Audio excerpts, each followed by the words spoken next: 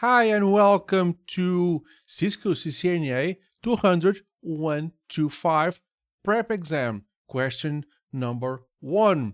And the question is, a network administrator needs to configure the port security on the switch. Which two statements are true? Choose two. The question is, once more, a network administrator needs to configure port security on a switch. Which two statements are true? True. Choose two. To-do. Answer A. The network administrator can apply port security to dynamic access ports. The network administrator can apply port security to Ethernet channels. The sticky learning feature allows the addition of dynamically learned addresses to running of configuration.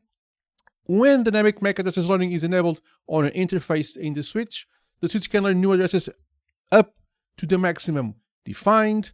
The network administrator can configure static secure or sticky secure MAC addresses in the voice VLAN. Take a few seconds to read the questions and think about the two correct ones.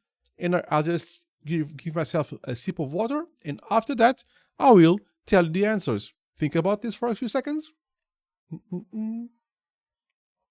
Yeah. So is it A? Is it B and C? Is it E and D? Good luck on the exam if you have it scheduled. Let's get started together. And the answer is C and D.